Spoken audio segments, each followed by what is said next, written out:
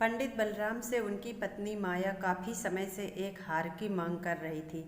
हर बार पंडित उनकी बातों को टाल देते थे। वो कभी अपनी पत्नी से यह नहीं कह पाते थे कि उनके पास हार खरीदने के लिए पैसे नहीं हैं। वो हमेशा कहते, घर में हार रखने से चोरी हो जाता है। पंडित की पत्नी काफ़ी भोली थी। वो हमेशा अपने पति के इन बातों में आ जाती थी, लेकिन दूसरी महिलाओं के पास गहने देखकर उसके मन में होता कि काश मेरे पास भी ऐसा जेवर होता। वैसे पंडित थोड़ी मेहनत करते तो अपनी पत्नी के लिए हार खरीद सकते थे, लेकिन उन्हें सिर्फ भोजन करना और आराम करना पसंद था। वो अपने आलस्य के कारण पत्नी की 4 बातों को भी सुनना बुरा नहीं मानते थे। एक दिन बच्चों को पढ़ाकर पंडित घर लौटे तो देखा उनकी पत्नी के गले में वही हार है जिसकी मांग वो लंबे समय से कर रही थी। हार देखते ही उन्होंने पूछा, अरे इतना सुंदर हार तुम्हारे गले में कैसे आया? पत्नी ने जवाब दिया कि ये पड़ोस में रहने वाली महिला का है। मैं उससे मिलने गई थी आज। उसने जब मुझे ये हार दिखाया तो मैं इसे पहनकर आ गई ताकि तुम इसे देख लो। मुझे बस ऐसा ही एक हार चाहिए। पंडित बोले, पगली, तुम किसी दूसरे का इतना महंगा हार लेकर आ गई हो। अगर चोरी हो गया तो ये बनवाना ही पड़ेगा और बदनामी होगी जो ऊपर से वो अलग। पंडित की पत्नी कुछ सुनने को तैयार नहीं थी। उसने बताया कि ये 20 तोले का हार है और मुझे भी बिल्कुल ऐसा ही जेवर चाहिए। पत्नी की जिद सुनकर पंडित को घबराहट होने लगी। तभी पत्नी बोल पड़ी, जब सारी महिलाएं ऐसा हार पहनती हैं तो मैं आखिर क्यों नहीं पहन सकती? पंडित ने गुस्से में बोला, सब लोग कुएं में कूदेंगे तो क्या तुम भी कूद जाओगी? ऐसा नहीं होता है कि जो दूसरे के पास है उसे हम भी करें। फिर पंडित ने दिमाग लगाकर अपनी पत्नी को बताया कि देखो, इस हार की कीमत आने वाले समय में घट जाएगी। अगर आज इसे मैं 1000 में लिया तो 1 साल बाद 600 रुपये का हो जाएगा और फिर 5 साल में इसकी कीमत सिर्फ 300 ही रहेगी। यह काफ़ी बड़ा नुकसान है। इसे सहकर मैं हार नहीं खरीद सकता। तुम जल्दी से इस हार को वापस कर दो। इतना कहकर पंडित घर से बाहर चले गए। उसी रात माया ने एक चोर को अपने घर में देखा। वो चिल्लाने लगी। अब पंडित ने कहा कि क्या हुआ? तो वो बोली, मैंने अभी एक परछाई को देखा। वो घर के अंदर गया। वो पक्का चोर है। पंडित ने जल्दी से अपनी छड़ी और लालटेन मांगी। पत्नी ने कहा कि मैं डर के मारे उठ ही नहीं पा रही हूँ। तभी बाहर से कुछ लोग आ गए। उन्होंने पंडित से पूछा, क्या हुआ? घर में चोरी हो गई क्या? पंडित की पत्नी माया बोली, नहीं, वो ऊपर छत से नीचे कोई कूदा था और हमारे बिस्तर के पास से तेजी से आगे भागा। मैंने उसकी परछाई देखी थी।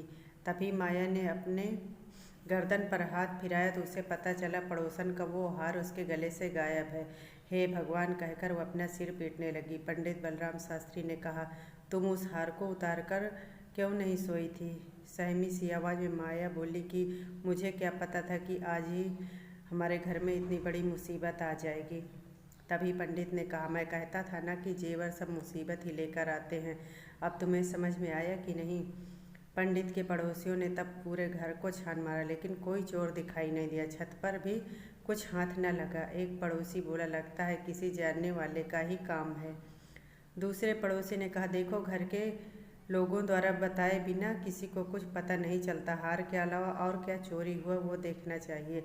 पंडित की पत्नी माया बोली, सब कुछ तो सही दिख रहा है। संदूक भी बंद है और बर्तन भी सारे घर में हैं। उस चोर को पराए लोगों का सामान ही ले जाना था। मुझे मेरा कुछ ले जाता। वो गहना ले गया जिसकी मैं मालकिन ही नहीं थी। अब हार का मज़ा आया ना तुम्हें? कितना समझाया लेकिन तुम कुछ समझ नहीं रही थी। तंज मारते हुए पंडित ने कहा। माया बोली, पूरे 20 तोले का था। अब कह दूंगी कि उसे चोर ले गया। जो लोगी हार के बदले ले लो। पंडित ने झल्लाते हुए कहा कि तुम्हें बदले में हार ही देना पड़ेगा। पत्नी ने पूछा, इतना पैसा तो नहीं है, कैसे इसका इंतजाम होगा? पंडित बोले, कुछ न कुछ तो करना ही पड़ेगा, नहीं तो बदनामी होगी तुमसे। तुमने उसका गहना रखकर बहुत बड़ी भूल कर दी। माया ने दुखी होते हुए कहा कि मेरा भाग्य ही खराब है। दूसरों की चीज़ गले में डालकर मुझे क्या सुख मिला था कि मैं उसे पहनकर ही सो गई। उसके पति ने कहा कि अब खुद को दोष मत दो, देखते हैं कुछ न कुछ कर ही लेंगे। पड़ोसी से कह देना कि जल्द ही उनका हार उन्हें मिल जाएगा।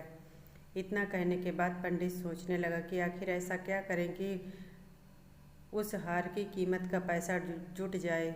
उसके बाद पंडित ने अपने ज्ञान से धन कमाना शुरू कर दिया। पंडित को उस हार की रकम चुकाने की इतनी चिंता थी कि उन्होंने दिन में सोना तक छोड़ दिया था। बच्चों को पाठशाला में पढ़ाने के बाद श्रीमद् भागवत की कथा कहते और फिर लोगों की कुंडलियाँ सब देखते। इतना करते करते देर रात तक जागते और फिर सुबह पाठशाला में बच्चों को पढ़ाने के लिए जाते। इस तरह दिन रात एक करके उन्होंने 6 महीने तक किसी तरह से उस हार की रकम जितना पैसा कमा लिया। जैसे ही हार की रकम पूरी हुई, पंडित सीधे वैसा ही जेवर खरीद कर अपनी पत्नी के सामने रख दिया। पंडित की पत्नी माया पहले तो हार देखकर बहुत खुश हुई। फिर उसने पंडित से पूछा कि आप गुस्से में दे रहे हैं ये हार? पंडित ने पूछा, गुस्से और नाराज़गी जैसी क्या बात है? उसका हार हमारे घर से गायब हुआ तो उधार तो चुकाना ही पड़ेगा ना। इतना सुनकर पंडित की पत्नी बोली, नहीं, ये उधार नहीं है। पंडित ने कहा, चलो उधार ना सही, बदला तो है, जाओ उसे ये दे आओ। उसकी पत्नी बोली, नहीं नहीं, ये बदला भी नहीं है। पंडित ने गुस्से में पूछा, अब तुम ही बता दो कि क्या है। पत्नी माया बोली, यह आपकी तरफ से मुझे दिया गया तोहफा और निशानी है। उस रात हार चोरी नहीं हुआ था, मैंने तो बस ऐसे ही शोर मचा दिया था। हैरान होते हुए पंडित ने सवाल किया, सही में? माया ने कहा, हाँ सच में। पंडित ने फिर सवाल पूछा, तो तू मेरा कौशल देखना चाहती थी? जैसे ही पत्नी ने जवाब हाँ में दिया, पंडित बोले, तुम्हें कोई अंदाज़ा नहीं है कि इस कौशल के लिए मुझे क्या मूल्य चुकाना पड़ा है। पत्नी ने मासूमियत से पूछा, 600 रुपये से ज़्यादा क्या? पंडित ने भारी मन से कहा, हाँ बहुत ऊपर। इस कौशल के लिए मुझे अपनी स्वतंत्रता तक को कुर्बान करना पड़ा। कहानी से सीख, आलस्य में इंसान कई बार अपनों की इच्छा पूरी नहीं करता, लेकिन जब उस पर जिम्मेदारी का भार पड़ता है तो वह उसे किसी भी तरीके से पूरा कर लेता है। अगर आपको वीडियो पसंद आया हो तो लाइक, सब्सक्राइब और शेयर ज़रूर करें।